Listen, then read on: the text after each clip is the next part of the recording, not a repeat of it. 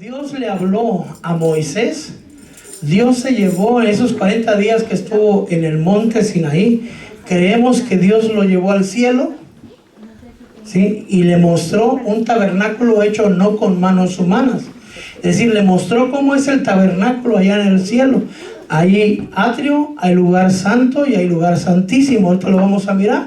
Entonces, como ve usted aquí en la palabra, dice, el Señor le habló a Moisés. Amén. ¿Y cómo se hizo el tabernáculo? Por medio de ofrendas, hermanos. ¿Será que el Señor, si hizo un tabernáculo en el cielo, podría hacer un tabernáculo aquí en la tierra? Y hermoso. Él no necesita nuestra ayuda, pero Él quiso que se hiciera, hermano, por medio de las ofrendas, por medio de la obediencia, por medio del amor de aquellos que querían que Dios habitara en medio de ellos. ¿Usted quiere que Dios habite en medio de usted? Amén. Entonces Dios pidió de esa manera. Dios puede hacer las cosas de manera distinta, pero Dios así lo hizo. Y no fue obligatoria la ofrenda, porque hay otras partes que es obligatoria. Ahí cada quien tiene que pagar cierta cantidad por él mismo de rescate por haber salido de Egipto. Es otra situación. Pero aquí específicamente para esto, hermano, es de aquel cuyo corazón le mueva a hacerlo, es decir, voluntariamente. Amén. Pero le dice aquí en el 25:8 que hagan un santuario, que hagan un templo, que hagan una casa. ¿Para quién? ¿Para Moisés? No, para Dios. Ciérrame todos los micrófonos, please, por favorcito.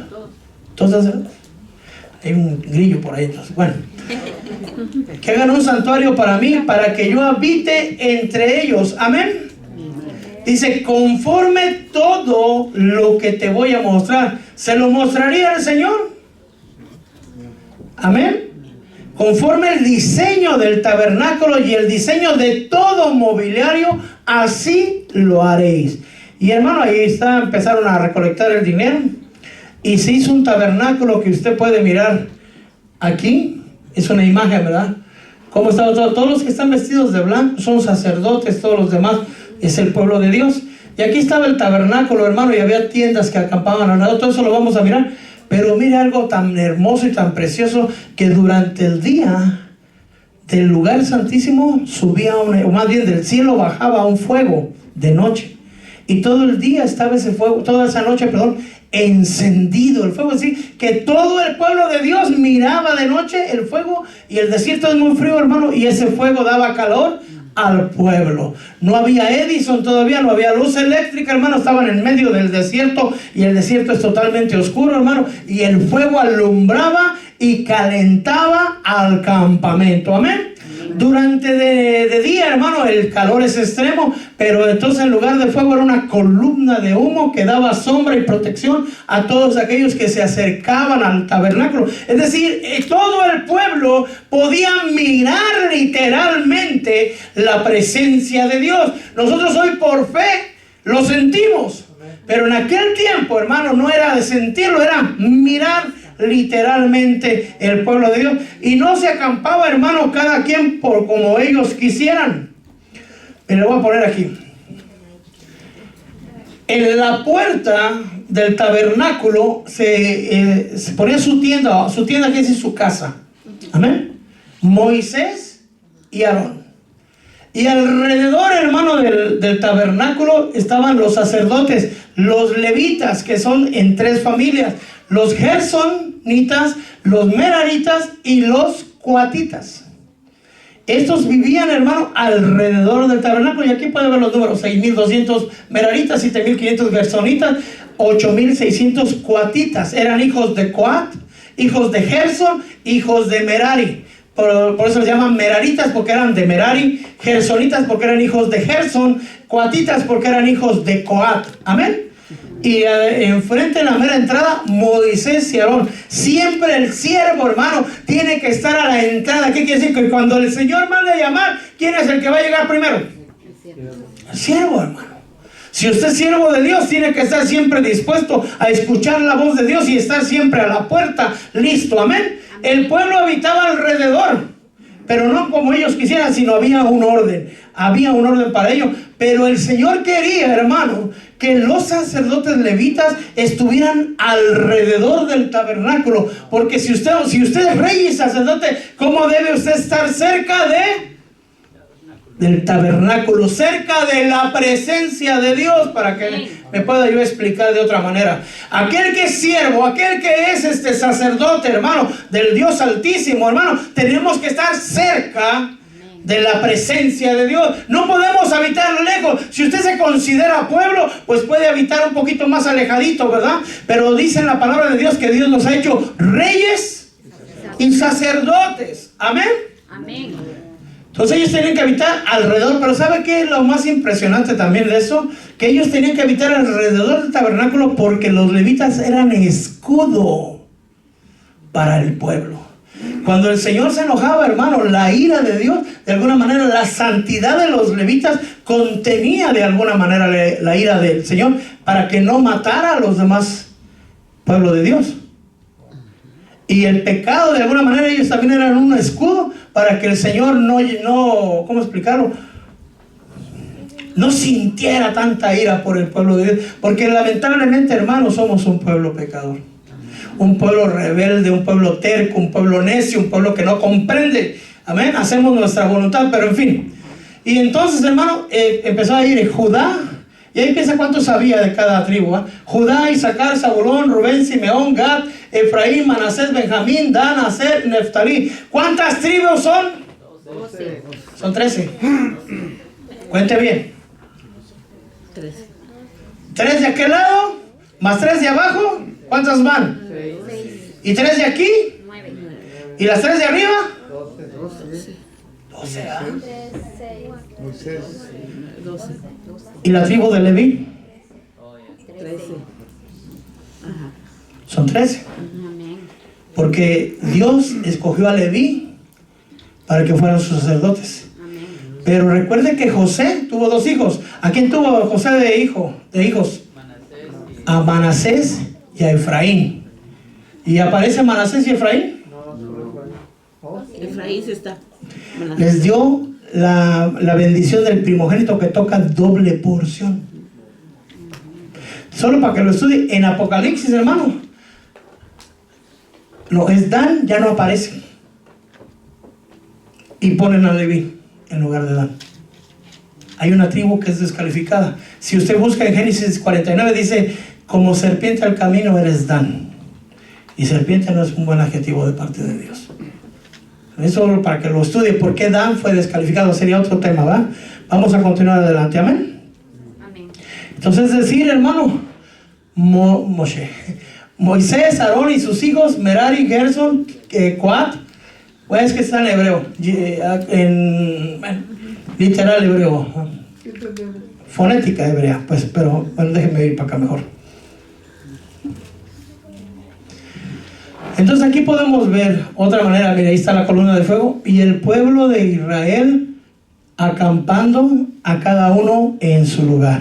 Pero la parte que me interesa, esta parte de aquí, ¿qué alumbra esta parte del tabernáculo? Todo esto, todo lo que mira aquí alrededor es el tabernáculo de Moisés. No es de Moisés, en realidad es el tabernáculo de Dios, pero se le llama de Moisés porque se le dio la orden a Moisés.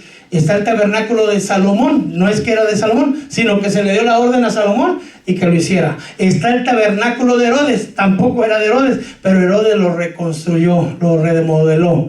Son otros tipos de maneras de decir. Pero bueno, todo esto, hermano, estaba sellado. Es decir, hay un lindero, nadie puede entrar, tiene que entrar por la puerta. Amén.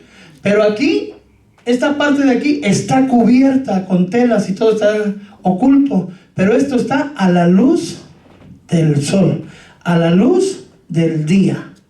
Entonces podemos mirar aquí, dicho de otra manera, el atrio, lugar santo y lugar santísimo. Amén. Entonces vamos a mirar hoy el atrio.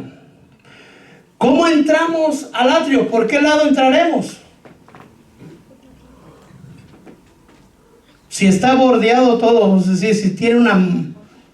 por la puerta, ¿verdad? ¿Quién es la puerta? Cristo.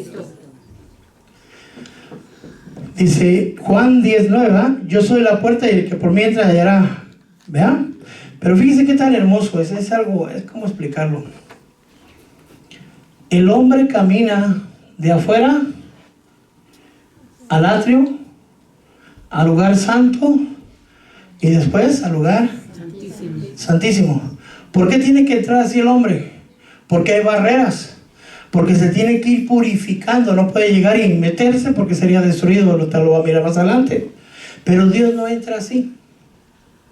Dios desciende del cielo al lugar santísimo y sale después al lugar santo y sale después al atrio y luego sale, hermano, fuera del atrio a tocar el corazón de aquellos que viven lejos de su presencia.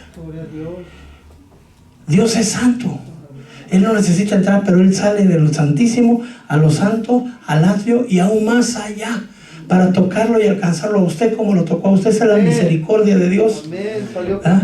Que sale por nosotros y nos toca, nos constrista, nos redarguye de alguna manera, pero para entrar al lugar, al atrio, hermano, si usted no es sacerdote, usted no puede entrar con las manos vacías.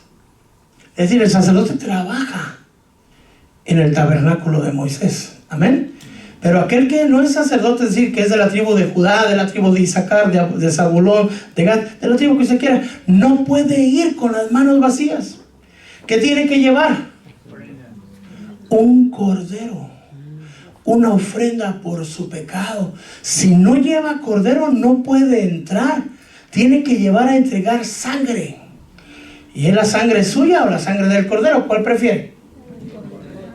¿Verdad? Si nos hizo un ofertón el Señor, perdón por la expresión, ¿es tu sangre o la sangre de un cordero? Pero sin derramamiento de sangre no hay perdón de pecados. Es necesario que un cordero de un año sin mancha, hermano, sea entregado. Es decir, a que el Espíritu Santo de alguna manera salió y lo tocó, hermano, lo redargulló, y usted tomó un cordero. ¿Quién es el cordero? Cristo. Y entonces entró usted por la puerta y entregó ese cordero a los sacerdotes que están aquí, que ya están purificados, que traen vestiduras blancas, que están trabajando, y ellos, hermano, ponen a usted el cordero ahí, lo entrega, y el que pecó le pone la mano sobre la cabeza al cordero y le dice: ¿por qué va a morir el cordero? Tú vas a morir por mis pecados, porque he robado, porque he engañado, porque he vivido en fornicación, porque he vivido una vida X o Y, ¿va?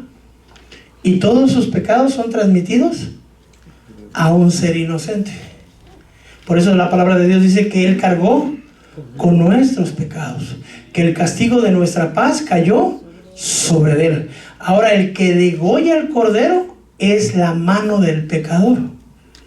Entonces tienen que degollar al cordero para que la sangre sea derramada. Y le ponen una ollita que se llama cofaina, y ahí es vertida la sangre. Hasta ahí entró el pecador. Después de ahí hacen algún trabajo los sacerdotes, que sería muy largo explicarlo, y lo van a poner en el altar del holocausto. Y la sangre va a ser vertida en diferentes partes, y la sangre rociada y vertida, para que el perdón de sus pecados y mis pecados sean quitados, o sea, no, el perdón sea efectuado y nuestros pecados eliminados. Amén. Hasta ahí vamos entendiendo. Amén.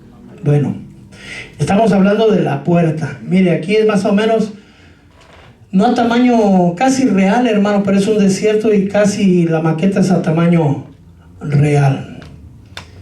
Ahora vamos a ver lo primero que hay después de la puerta. Lo primero que se encuentra uno, hermano, es el altar de bronce. Todos los utensilios que hay en el atrio, todos son de bronce. Todos los utensilios que están ya en el lugar santo y en el lugar santísimo, hermano, todos ellos ya son de oro. Oro significa santidad y bronce significa juicio. Es decir, se va a efectuar un juicio. El altar del holocausto o del sacrificio es un altar de juicio. Así está más o menos de grande y tiene 4 cuernos, un cuerno en cada una de las esquinas, pero como le digo, no lo vamos a mirar todo detalladamente. Ahí va un sacerdote levita a entregar el cordero que fue degollado por los pecados de una persona. Así nuestro sumo sacerdote Jesús entró y se ofreció a sí mismo ¿Se recuerda? Nadie me quita la vida, sino que yo la doy de mi propia voluntad. Tengo autoridad para darla y tengo autoridad para tomarla de nuevo. Amén. Entonces ahí podemos ver esto, y aquí mira cómo eran las dimensiones, mire. Pero yo creo que aquí se puede dar una idea de qué tan grande era. Si lo mira grande. Pero si lo quiere, aquí está, mire. 2,25 metros de cada, es un cuadrado de cada lado, y de altura 1,35 metros, que sería más o menos por acá, así, ¿verdad? Y la anchura. La rejilla está en el lugar 3. Se tiene 3 compartimientos: primero, segundo y tercero. ¿Qué quieren decir los 3 compartimientos? Padre, Hijo y Espíritu Santo. Pero en la parte del medio es donde está la rejilla, es donde llega y se pone el cordero, donde caen las cenizas del cordero, que es la parte de mi Jesús. Amén. Ahora vamos a ver. La segunda cosa que hay en el atrio es el lavacro o la fuente de bronce. Se llama fuente de bronce porque pues es una fuente y es de bronce, y se llama lavacro porque sirve para lavarse. Los sacerdotes que están haciendo el sacrificio, ellos ya fueron santificados, fueron purificados, fueron ungidos, consagrados para servir en el altar. Antes de servir se hizo una ofrenda por ellos para ser purificados. Antes, si no podían entrar, no podían ejercitar ese sacerdocio en ese momento. Pero del altar, hermano, del holocausto a la fuente del lavacro, ellos ya ensuciaron sus pies. Porque no había carpeta también, ¿verdad? ¿Qué simboliza? Que el sacerdote, aunque esté en el atrio, tiene que lavarse sus pies, tiene que lavar su caminar, tiene que lavar su testimonio. ¿Cómo están sus pies hoy? Porque a veces aquí, hermano, son quebrantados, y allá en el salón de colegio ya están contando mentiras, hermano. Todavía ni de la iglesia salen y ya están pecando. Ay, Santo Padre Celestial. Entonces el sacerdote tiene, amado hermano, que traer que lavarse las manos y lavarse los pies. Porque ¿qué pasaría si un sacerdote no se lava las manos y se lava los pies y entrar así al lugar santo? ¿Qué cree que pasara? Se muere. ¿Mande? Muere. Moriría, hermano. Ahí está un sacerdote lavándose. Y en esta parte de aquí, las mujeres que servían en el templo, porque había unas mujeres que servían en el templo, no adentro, porque adentro solamente entraban los hijos de Aarón, Aarón y sus hijos, nada más. Gersonitas, meraritas y coatitas se quedaban fuera. Amén. Ellos servían solamente en el atrio. Solamente Aarón y sus hijos podían entrar al lugar santo, y solo el sumo sacerdote podía entrar al lugar santísimo. Amén. Pero le ponían espejos, hermano, alrededor. Y usted tenía, bueno, si usted fuera en aquel tiempo, de voltearse a ver si dónde se había manchado, examinarse, porque pudiera ser que no se diera cuenta y entrara sucio, y si entraba con vestiduras sucias, moriría. Al entrar al lugar santo, moriría por la suciedad que lleva. Por eso les decimos a los hermanos antes de que suban, porque el altar es considerado, esto es el atrio, esto es el lugar santo para el pueblo, pero para nosotros este es el lugar santo.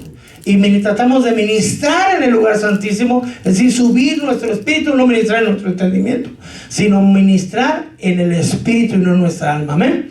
Pero es decir, si nosotros los que servimos en el altar entramos con nuestras vestiduras sucias, podríamos morir.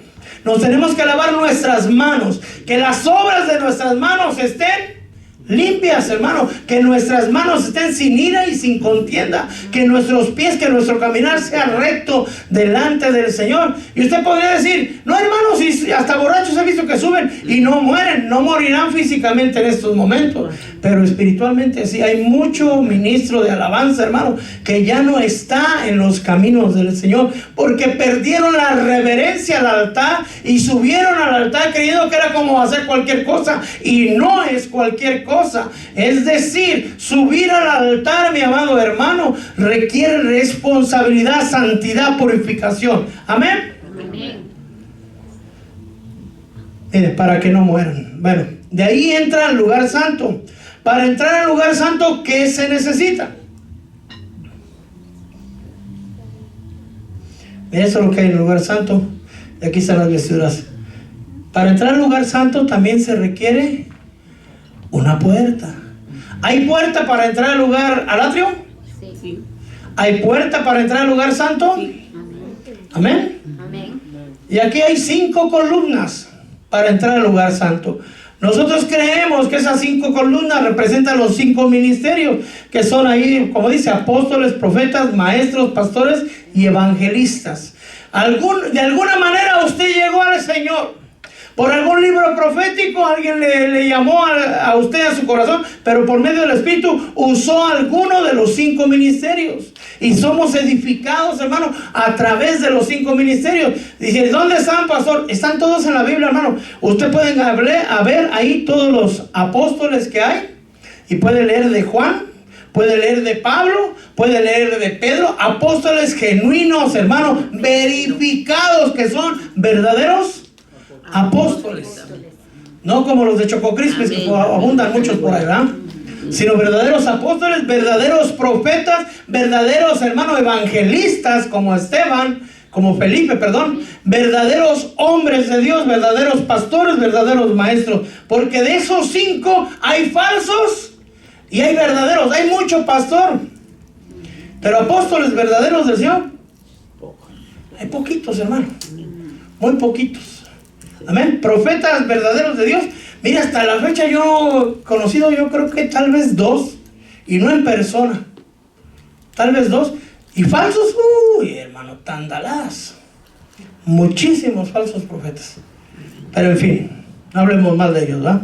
Ya les tocará su momento. Es decir, ya dentro del lugar, hermano, del lugar santo, usted tuvo que entrar al lugar santo, y ahí hay otros utensilios. Lo primero que va a encontrar usted es la mesa de los panes, también de oro macizo. Y todas llevan, hermano, también el altar del holocausto. ¿Se imagina cargar el altar del holocausto con bronce, hermano? Con lo grande que es y lo pesado que es. Porque allá no había la Ford ese, ¿qué? 150. No, hermano. Es decir, servir al Señor a veces requiere esfuerzo. Amén. Es completamente de oro, con 12 panes. ¿Qué quiere decir? El sacerdote tenía que comer el pan, perdón, en el lugar santo. Si usted es sacerdote, ¿dónde tiene que comerse el pan? ¿Será que es aquí en la iglesia? ¿O será que se lo tiene que comer en el Espíritu? Porque usted puede, ¿cómo podríamos decir? Examinar cada palabra con una mente carnal. Eso es comérsela en el atrio. Sino tiene que ser comida en el Espíritu. ¿Se recuerda que cuando vimos el atrio, qué iluminaba el atrio? ¿Qué daba luz al atrio? No, porque de día era columna de humo. El sol. La luz del atrio es el entendimiento normal. Pero en el lugar santo no entra ya el sol. La luz que hay ahí es del candelero, que simboliza el fuego del Espíritu Santo. Para comer la palabra usted necesita la luz del Espíritu Santo. Para comer la palabra usted necesita ir, hermano, ya con sus manitas lavaditas, con sus pies lavaditos, hermano. Ya entregó su cordero, ya la sangre fue derramada. ¿Qué quiere decir con eso? Que cuando ya estamos predicando nosotros los ministros, hermano, usted ya tuvo que haber pedido perdón. Usted ya tuvo que haber entrado cuando menos al atrio. Ya tuvo que haber dicho: Señor, perdóname de todos mis pecados. He venido a tu casa, Señor, pero no me quiero quedar en el atrio. Yo quiero entrar hasta el lugar santo. Amén. Entonces, ¿qué tengo que hacer para entrar al lugar santo? Entregar mi cordero. Padre, hoy hago mía la sangre preciosa del cordero. Señor, perdóname todos mis pecados. Pongo mis manos, Señor bendito Dios, delante de ti, para que las limpies con tu agua poderosa y me quites de todo pecado. Limpies mis pies, limpies mis manos, porque yo no me quiero quedar en el atrio. Quedarse en el atrio es quedarse en el juicio, hermano. Es el bronce, es quedarse en el entendimiento. Y hay mucho pueblo de Dios que solo se queda con lo del entendimiento. Nos es necesario entrar al lugar santo para poder ser iluminados por el Espíritu Santo y poder participar de la mesa de los panes. Es decir, comunión, comernos al pan de vida, comernos al Señor, hermano, que entre en nosotros, que lo podamos rumiar, que lo hagamos nuestro. Amén. Amén. No nos podemos quedar afuera. No nos quedemos únicamente con que el Señor murió por mí, sino entre. El Señor quiere tener un encuentro con usted. ¿Cuál es la razón que el Padre quiso habitar en medio de su pueblo? Él quería que los hijos se acercaran a Él. Como los hijos no podían ir hasta allá, el Señor descendió del cielo, hermano, y proveyó cordero para que los hijos nos pudiéramos acercar. Amén. Amén. ¿Lo va a hacer? Amén. Y ahí podemos ver, miren. Luego ahí va a mirar, hermano, el candelero, hecho de una sola pieza, martilladito, hermano, de oro macizo. Fíjense que hace tiempo miré y encontré la foto. En Jerusalén ya están preparando todo para el nuevo tabernáculo, ¿eh? Pero bueno, ese es el candelero que tienen preparado. Está allá en Jerusalén. Es de oro macizo, hermano. Y tiene 7 lámparas. Podría hablarle de la que es lámpara, fruto y flor y eso, ¿verdad? Pero no sería cuando hablemos ya. Cada una de las lámparas, hermano, significan los 7 espíritus de Dios. Isaías 11:2, ¿los puede usted mirar? Aquí se los traigo por si lo quiere ver. Isaías 11 dice: posará el espíritu del Señor, espíritu de sabiduría, de inteligencia, de consejo, de poder, de conocimiento y espíritu de temor del Señor. Es decir, tiene, hermano, que ser guiado por el Espíritu de Dios, obviamente el Espíritu Santo. Tiene que ser guiado por un espíritu de sabiduría, un espíritu de inteligencia, de consejo, de poder, de conocimiento. Amén. Amén. Bueno, así de alto más o menos estaba. Y antes de entrar, hermano, al lugar santísimo, hay algo más. Es el altar del incienso. Para entrar al lugar santísimo, hermano, hay que pasar ese orden. Primero, la mesa de los panes, la luz, se tiene que comer los panes ahí, la luz del candelabro y echar incienso. ¿Qué es el incienso? Tanto alabanza como las oraciones. Las oraciones no se hacen en el atrio. Las oraciones se hacen en el lugar santo. Por eso cuando nosotros pedimos: Señor, mándeme unos zapatos negros y unos verdes, y de una vez un carro, y bueno, ya que vas a darme un carro, que sea un Jaguar, Señor. En el puro atrio, hermano. Cuando ya está usted pidiendo en el lugar santo, se está pidiendo cosas en el Espíritu. Y cuando ya usted está en el lugar santísimo, la oración ya es con gemidos. Gemidos, ¿eh? Y está clamando, pero usted ya ni sabe lo que está pidiendo, pero su espíritu está clamando. Amén. Amén. Pero estamos muy acostumbrados a orar cuando oramos en el atrio, hermano. En el lugar santísimo. Si usted logra entrar al lugar santísimo en la oración, van a pasar. Solo una vez he podido entrar a esa dimensión en el que el tiempo no cuenta, hermano. Yo sentí que había pasado 15 minutos, cuando mucho. 2 horas habían pasado y dije: no puede ser, alguien me robó mi tiempo. Y yo sentí que eran 15 minutos, así cuando mucho. Cuando veo, no puede ser, y se había hecho hasta de noche. Y no sé qué pasó en el resto del tiempo, pero a mí habían sido 15 minutos. ¿Qué pasaría hasta la fecha? Desconocido para mí. Pero quisiera averiguarlo, pero sobre todo volverlo a experimentar. Amén. Es decir, meternos a esas dimensiones, amado hermano. Yo solamente una vez lo he logrado, tal vez alguien más lo ha logrado muchas más veces. Y es poner nuestra alabanza. Usted no va a entrar, hermano, al lugar santísimo si no alaba a Dios. Si está más frío que un pingüino. Si usted se quedó en el atrio, ¿cómo va a sentir la presencia de Dios? Si la presencia de Dios, claro, está en todo el tabernáculo, pero se siente en el lugar santísimo. Dice Mateo 27 que el velo se rasgó de arriba abajo, porque ahora tenemos entrada hasta el mismo lugar santísimo, hermano.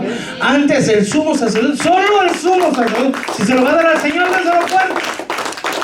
Antes solo el sumo sacerdote podía, hermano, entrar al lugar santísimo, y una vez al año. Y el Señor le dijo, fíjense nomás, ¿quién podía entrar? El sumo sacerdote, amén. ¿Quién era el sumo sacerdote? Aarón, ¿cierto?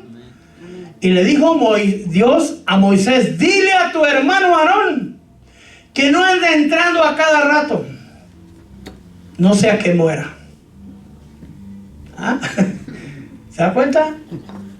Y era el sumo sacerdote ungido, consagrado y todo lo que usted quiera, pero no podía entrar a su disposición. Tenía que, con reverencia, hermano.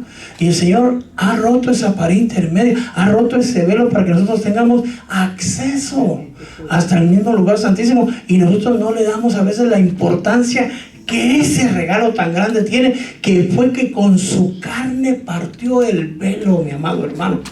Pero bueno, tenemos que alabar, adorar al Señor en espíritu y en verdad para poder entrar al lugar santísimo. Pero en el lugar santísimo, hermano, ya no está la luz del sol, tampoco está la luz ya del candelabro, sino está la luz de la misma presencia de Dios. La Shekinah de Dios, hermano, que es la presencia, la habitación de Dios, es la que ilumina, hermano. Mira, aquí vemos al sacerdote antes de entrar.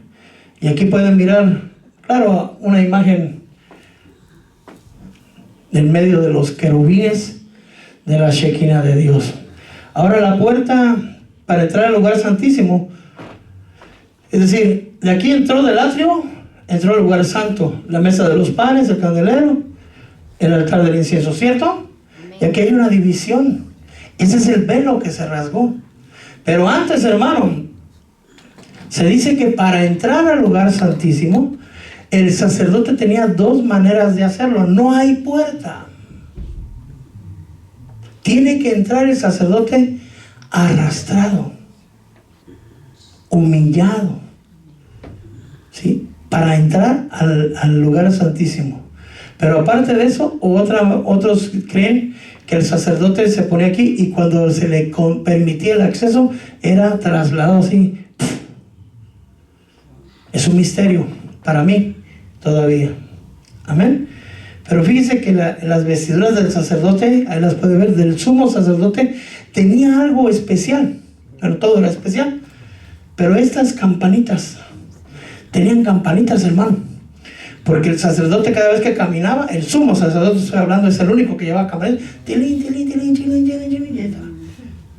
Amén. Pero cuando entraba al lugar santísimo, entraba amarrado de un pie. Porque si el sacerdote entraba en pecado, el sumo sacerdote, es decir, ya habían sacrificado un novillo para él y nadie podía tocarlo. Si lo tocaban, le contaminaban, porque con el solo tocarlo, el pecado se transmite. Amén. Ahora va a entender por qué Jesús le dice a María, no me toques, porque aún no subo a mi Dios y a tu Dios, a mi Padre y a tu Padre. Deja subo, porque si lo tocaba, lo contaminaba. Tenía que entrar a la misma presencia del Señor. Por eso no se dejaba tocar. El sumo sacerdote no puede ser tocado, porque si no tendría que ser otra vez purificado. Entonces el sacrificio se quedaría nulo, hermano. Si hubiera tocado María a Jesús, a mi Señor Jesús, hubiera quedado nulo el sacrificio, no se hubiera completado. El sacrificio se completa hasta que Dios acepta la sangre. Y el Señor Jesús aún no presentaba la sangre.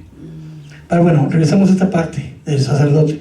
Lleva campanitas. Entonces, como el sacerdote pudiera aparentar estar en santidad, pudiera arrepentirse y ante todo hacía, se caminaba así, sumo sacerdote. Imagínense con toda la pompa o el, no se va. Y podía ser aparentado. Podía haberse lavado las manos y los pies literalmente, pero no espiritualmente. Podía haber entrado al lugar santo, hermano, y haber permitido, pero ya entrar al lugar santísimo sin santidad genuina y verdadera no era posible. Solo amarraban de un pie, un cordón, y todos los otros sacerdotes que se quedaban en el lugar santo, porque había otros orando para que no fuera matado el sumo sacerdote. Entonces entraba y empezaba a hacer oraciones. Presentaba la sangre, la ponía en el propiciatorio, en medio de los dos querubines, y empezaba a alabar al Señor, a orar al Señor. Y todos los sacerdotes oían que tardaba y se quedaban oyendo. Y chilín, chilín, chilín, chilín, chilín. Ay, todavía está vivo. Que sonaran las campanas. Si pasaba 1 hora, 2 horas, y las campanas ya no sonaban, había que entrar a sacar el cuerpo. ¿Y quién se atrevía? Si el sumo sacerdote fue hallado indigno, entonces las ingeniaron, hermano, mejor lo amarramos de un piecito. Y así ya no es aceptado, pues nomás lo jalamos. Y salía, por no verse humillado al principio, salía humillado al final. Lo primero que Dios examina en el lugar santísimo, examina primero al sacerdote. ¿Me estoy explicando? ¿A quién examinó primero mi Padre Celestial cuando entró Jesús con su propia sangre? A Jesús primero. Imaginemos por un instante, solo por didáctica, no fue así, ¿eh? Que el Señor Jesús llevara sangre de un cordero literal. Entonces, antes de aceptar la sangre del cordero literal, examina primero al sumo sacerdote. ¿Quién es nuestro sumo sacerdote? Mi Señor Jesús. Examinaron la vida del sacerdote. Sí, por eso le digo, si mi Señor Jesús hubiera entrado, que María lo hubiera tocado, hermano, ya no hubiera pasado. Ya no hubiera sido acepto porque María lo hubiera contaminado. Por eso no se dejó tocar. Amén. Ahorita puede usted entender. El sumo sacerdote no tiene que dejarse tocar. Pero ya entró, tiene las vestiduras. Cuando las campanillas dejan de sonar, hermano, es que el sacerdote murió y lo sacan arrastrado. Y aquí lleva una diadema, una mitra, una lámina de oro que dice santidad a Jehová. ¿Por qué no se la pusieron en las manos o en el pecho? ¿Por qué tiene que ser en la cabeza?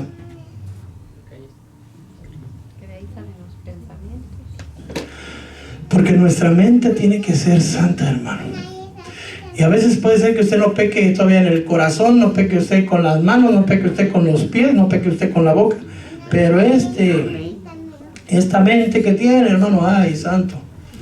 Entonces tienen que recordar que el sacerdote tiene que tener santidad en su mente. Amén.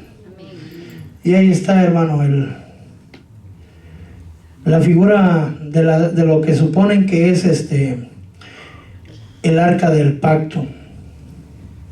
Y ahí tienen una imaginación de qué sería mi Señor Jesús vestido con vestiduras de sumo sacerdote del orden de Melquisedec, presentándose no con sangre ajena, sino con su propia sangre. Amén.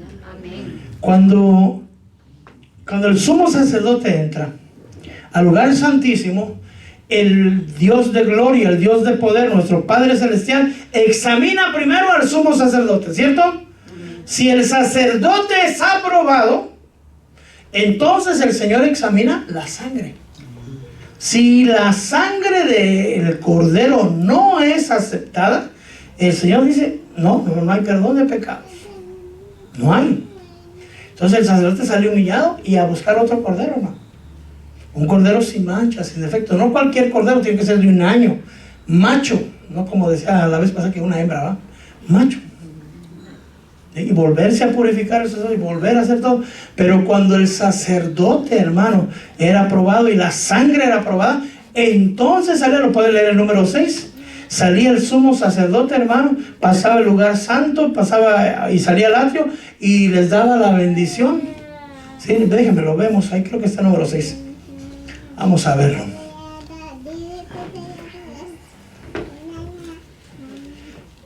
Vamos al número 6, hermano, y es lo que las palabras de la bendición sacerdotal. Si no está ahí, se lo voy a deber para otro día, pero creo que es ahí.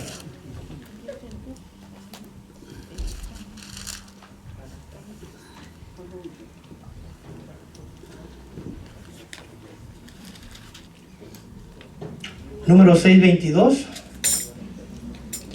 Entonces habló el Señor a Moisés diciendo: habla a Aarón y a sus hijos y diles: así bendeciréis a los hijos de Israel. Esta es la bendición que daba el sumo sacerdote cuando salía. El Señor te bendiga y te guarde. El Señor haga resplandecer su rostro sobre de ti y tenga de ti misericordia. El Señor alce sobre ti su rostro y te dé paz. Así invocarán mi nombre sobre los hijos de Israel y yo los bendeciré. Amén. Amén. Entonces, ahora la pregunta es: ¿qué había dentro del arca del pacto? Porque le quiero decir que cuando los filisteos se llevaron el arca del pacto, hubo unos que se les dio curiosidad, hermano, y se asomaron y murieron, no sé, más de 50,000. Creo que 52,000 o 55,000 por ahí. Por asomarse a mirar qué había dentro del arca del pacto. Adentro del arca del pacto, hermano, están las tablas originales que Dios le dio a Moisés. Es decir, donde quiera que esté el arca, que debe estar aquí en este planeta Tierra, porque se tiene que levantar el tercer tabernáculo, el tercer templo, están las tablas de Moisés. Y hay una vara, que es la vara que usó Aarón, que reverdeció, que dio flores. Esa vara también está dentro del arca del pacto. Y también está un efa, que son casi un galón, del maná que llovió del cielo, que no se descompone, no se agusana, porque el Señor le dio una bendición especial para que quedara como testimonio para siempre. Es decir, donde quiera que esté el arca del pacto, ahí están adentro las tablas de Moisés, ahí está adentro la vara de Aarón, y ahí está también el maná que llovió en el desierto por 40 años. Yo dije, es que, hermano, como somos, a ver, no deja probarlo, ¿ah? ¿Qué significan las tablas? El Padre. ¿Qué significa el maná? Cristo. ¿Qué significa la vara? El Espíritu Santo. Amén. Amén. Bueno, vamos continuando. Ahí lo pueden mirar aquí. Ahora, ¿podría entrar cualquiera al altar? No, hermano. Al tabernáculo había guardias, y uno de los hijos de Aarón se encargaba de los guardias. Amén.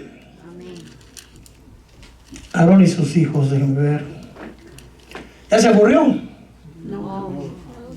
¿Nos vamos? No. Números 4:18. El Señor habló a Moisés y le dijo: no permitas que la tribu de las familias de los coatitas sea cortado, es decir, muera. No permitas que toda una tribu, que eran las coatitas, mueran. Amén.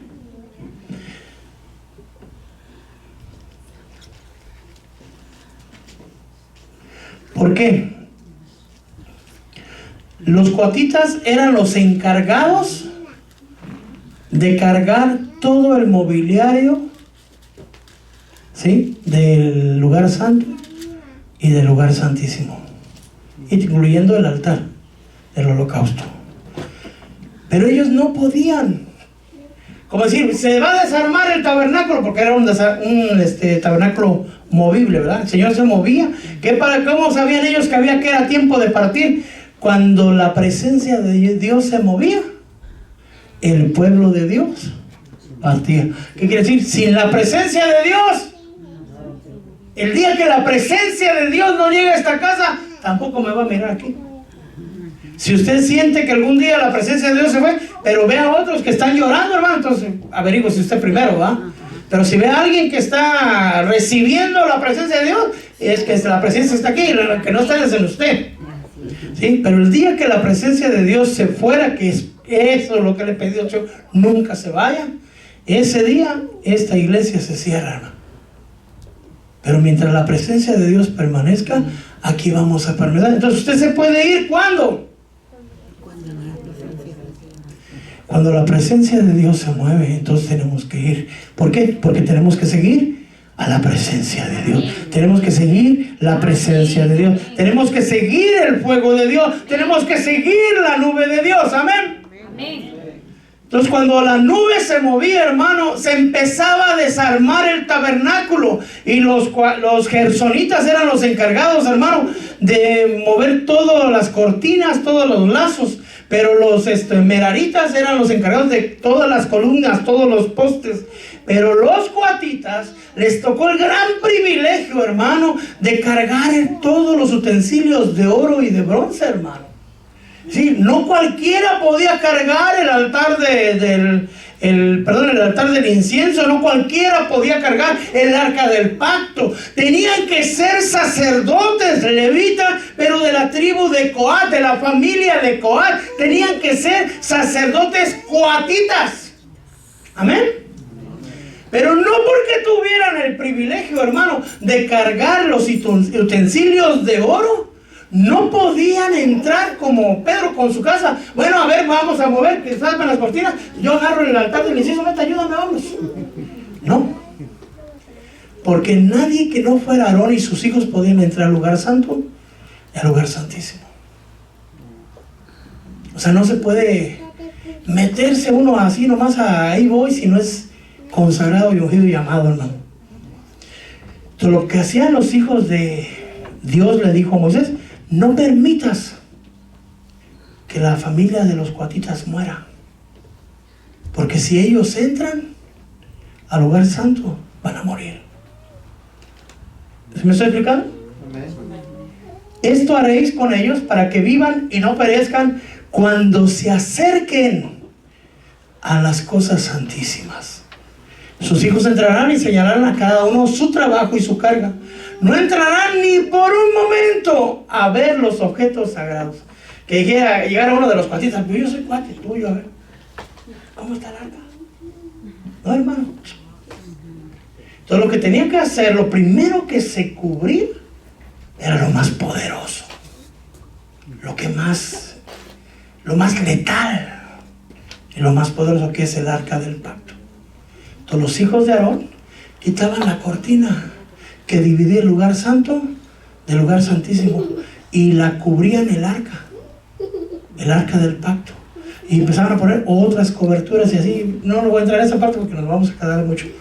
Y empezaban a cubrir entonces ahora el altar del incienso, ahora el menorá, ahora la mesa de los panes, y así empezaron a cubrir todas las cosas. Y cuando ya estaba todo cubierto, entonces ahora sí le decían a los cuatitas: pueden entrar. Y ya los hijos de Aarón decían: ustedes carguen eso. Tenía que ser destinado: ustedes se van a encargar de esto, ustedes se van a encargar de eso, porque nuestro Dios es un Dios de orden, hermano. Entonces cuando uno se mete donde no lo llaman, hermano, amén. Mira, aquí lo puede mirar si lo quiere usted ver por los números 4, 5 al 6. Los gersonitas, hermano, ahí está, voy rápido, 3.25 y 3.26, las cortinas del atrio y el velo y todo eso. Miren, aquí están como desarmándolo, amén. Los meraritas, hermano, ellos cargaban con las columnas, los cordeles y todo eso, lo puede ver en números 3 también. Los cuatitas, pues ya le había dicho, el arca, la mesa, el candelabro, los altares, los utensilios, el santuario que ministraban, el velo y todo su servicio. Y aquí la ven, una imagen de cómo llevaban cargando el arca, pero cubierta. Amén. Amén. ¿Me da 5 minutos más? Terminamos. Amén. ¿Se acuerda cómo estaban? Judá, Isaacar, Zabulón, Rubén, Simeón, Gad, ¿se acuerda? Amén. Entonces como dice: ¡vámonos! ¿Cómo sale usted? Pues el que salga primero, ¡vámonos! Me urge llegar a mi casa porque quiero ir a dormir. Allá no es cualquiera. ¿Ha oído la frase Judá saldrá primero? Pues el primero que se levanta es Judá. Le sigue Isaacar y luego le sigue Zabulón. Primero que se mueve es la presencia de Dios. La nube se mueve, y cuando la nube se mueve, uno se mueve. Porque va a jalar Judá primero, vas a caminar Judá, pues, es que no tenga mi español, va. Jalar es caminar. Va a caminar primero Judá, pero ¿para dónde? Donde indique Dios. El que lleva la guianza es Dios. El que tiene la instrucción es Dios. El que tiene la sabiduría es el Señor. El que nos va a decir hacia dónde es Dios. No que agarra ahora y dice, aquí ya no me gusta, ya me voy para otro lado. A donde mi corazón me diga. No, hermano, tiene que ser Dios. Tiene que ser el Señor. Donde Dios nos dice, ahí es, hermano. Amén. Entonces levanta la presencia. Entonces Judá sale primero. Y cuando sale Judá, sale Isaacar y Zabulón. Pero ya están desarmando el tabernáculo, hermano. Cuando no creen que son poquitos, mire, son 74,600. Y acuérdense que tienen tiendas, y tienen mujeres, y tienen niños, y tienen ovejas, y tienen tiliches, ¿verdad? Tiliches son ropa, trastes y todo lo que usted sabe, ¿verdad? ¿Me entendió, tiliches? Amén. Bueno, está en el Hebreo 7:4-2. Amén. Y salen, hermano, y entonces están desarmando, los sacerdotes están trabajando. Es hora de partir, hermano, pero ¿qué creen? Los sacerdotes ya están trabajando. Cuando ya acabó de salir Zabulón, entonces, hermano, se van los gersonitas después de ellos, que son los que llevan las cortinas. Amén. Las cortinas y todo y los meraritas, a ellos sí les dieron como carretitas, hermano, porque los pilares pesan. Son a los únicos que les dieron así, les pusieron así sus carretitas. Y entonces va Judá, Isaacar, Zabulón, y después sigue Gerson y los Merari, o sea, los meraritas y los gersonitas. Amén. Después de ahí, hermano, sigue Rubén, Simeón y Gad. Amén. Y después siguen los coatitas. Es decir, primero 3 tribus, después 2 de los sacerdotes, gersonitas y meraritas, con las cortinas y todos los postes. ¿Por qué cree? Hermano, bien, usted que me cae muy bien. ¿Por qué cree que deberían ir primero los gersonitas y los meraritas y no los coatitas? Porque los dejan hasta el tercer, hasta el cuarto, digamos. No, pero ¿quién nos va a defender si el arca del pacto va ahí? Él es el que nos defiende, no nosotros al arca. Hermano. Porque ellos son los que llevan el arca. No, los que llevan el arca son los coatitas. Bueno, es decir, por eso, a los otros porque van a construir la... Exactamente. Porque el arca no debe quedarse en la intemperie. Va Judá, va Isaacar, va Zabulón, se levanta Gerson. ¿Qué lleva Gerson? Las cortinas. Entonces llega y luego, aquí vienen los pilares, vete. Y ahí empiezan a clavar todo, a armar todo. Para cuando ya llegan después ya sigue Rubén, Simeón y Gad. Y cuando va Rubén y Simeón y Gad, ahí vienen los coatitas. ¿A dónde llegan los coatitas? Ya entran hasta el mismo lugar santísimo, pero aún no está la cortina. Entonces entran y ya lo sacan y se pone la cortina del lugar santo primero y después la cortina del lugar santísimo. Y entonces el arca del pacto nunca la vio nadie, sino protegida. Amén. Lleva un orden. Ya después de ahí pues sigue Efraín, Manasés y Benjamín, y luego sigue Dan, Aser y Neftalí. Así es como caminaban, hermano. No es que así como ahí en el camino nos arreglamos. Se lo traje todo así por escrito, pero vamos a hacerlo así. Sí. Aquí yo creo que lo puede mirar mejor.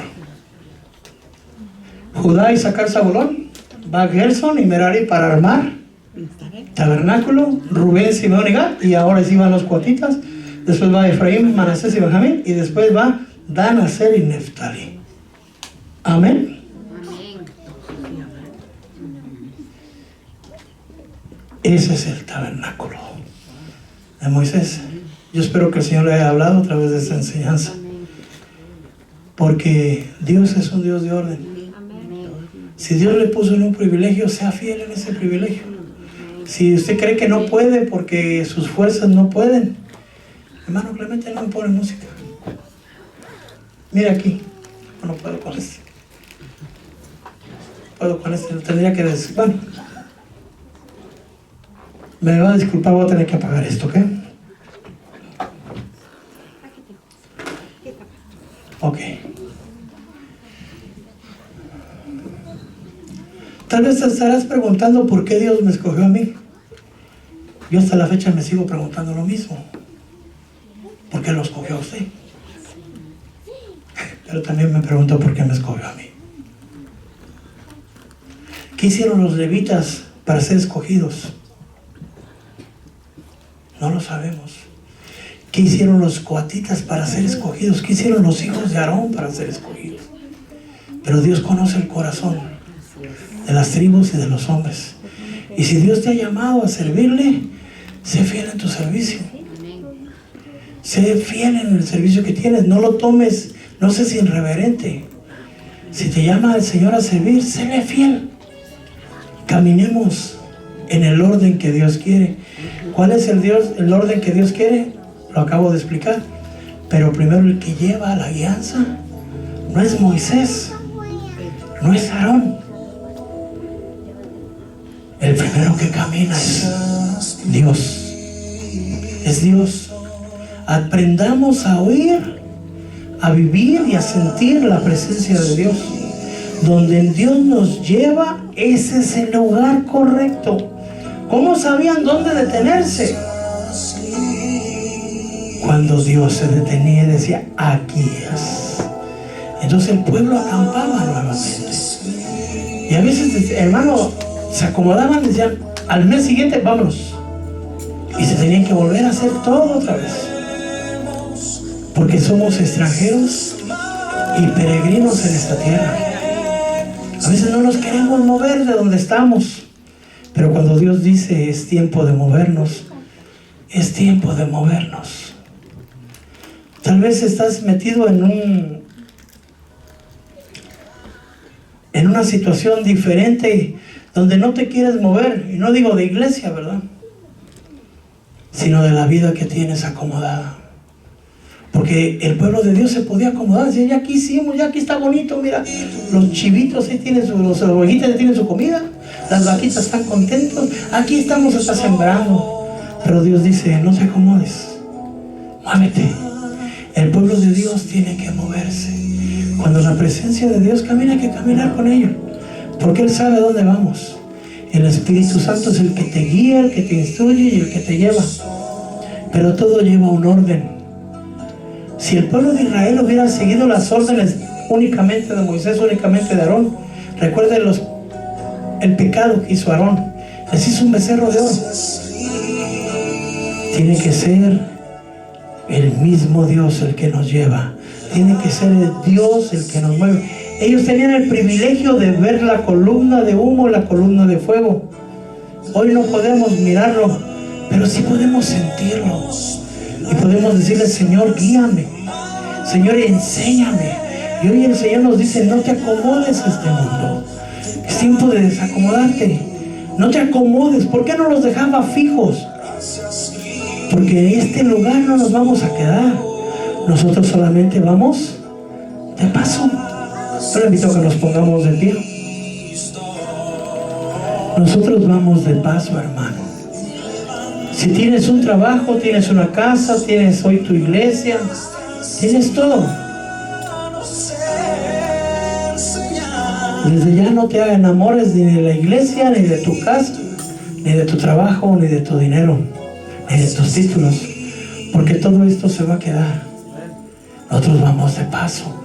Pedro lo dijo: hermanos, como extranjeros y peregrinos os suplico que os abstengáis de las pasiones que combaten el alma.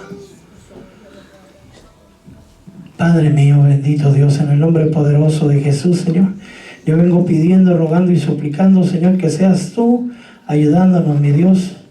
Por favor, Padre amado, llama, Señor, a los sacerdotes que necesitamos, Señor, para ministrar la alabanza, Padre Santo. Por favor, te lo pedimos, Señor, para que sea hecho esto, Señor, de la mejor manera. Mari, te lo pedimos y te suplicamos.